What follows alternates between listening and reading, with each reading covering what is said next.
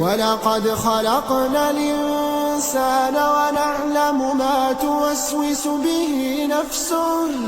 ونحن أقرب إليه من حبل الوريد إذ يتلقى المتلقيان عن اليمين وعن الشمال قعيد ما يلفظ من قول إلا لديه رقيب عتيد وجاءت سكرة الموت بالحق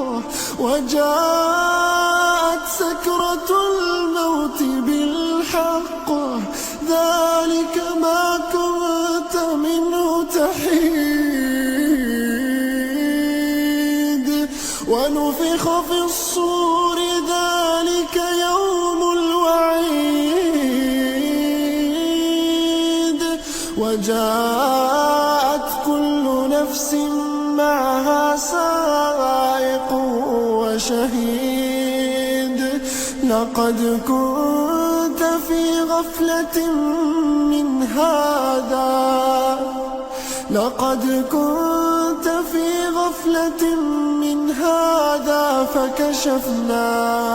فكشفنا عنك غطاءك فبصرك اليوم حديد وقال قرينه هذا ما لدي عتيد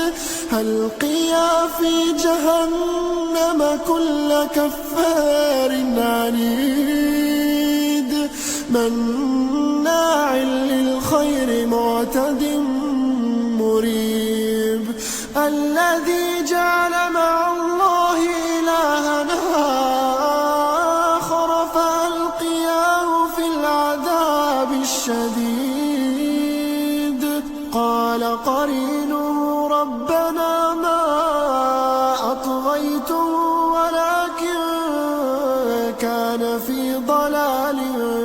بعيد قال لا تختصموا لدي وقد قدمت إليكم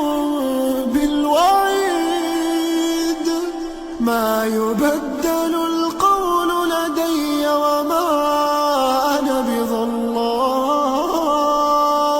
وما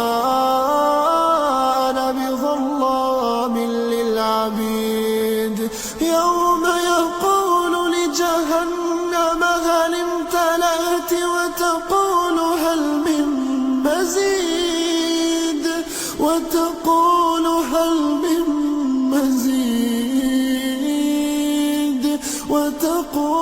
هل من مزيد وأزلفت الجنة للمتقين غير بعيد هذا ما توعدون لكل أواب حفيظ من خشي الرحمن بالغيب وجاء بقلب منيب ادخلوها بسلام ذلك يوم الخلود لهم ما يشاءون فيها ولدينا مزيد وكم أهلكنا قبلهم من قرن هم أشد منهم بطشا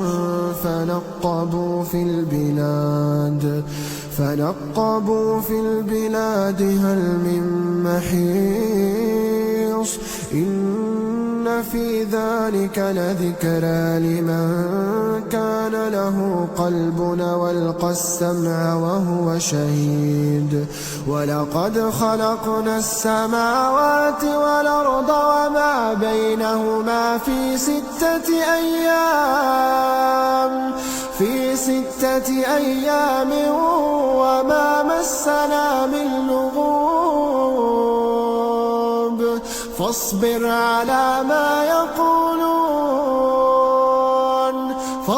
على ما يقولون وسبح بحمد ربك قبل طلوع الشمس وقبل الغروب ومن الليل فسبحه وإدبار السجود واستمع يوم ينادي المناد من مكان قريب يوم يسمعون الصيحة بالحق ذلك يوم الخروج إنا نحن نحيي ونميت وإلينا المصير يوم تشقق الأرض عنهم سراعا ذلك حشر علينا يسير نحن أعلم بما يقولون وما أنت عليهم بجبار فذكر بالقرآن من يخاف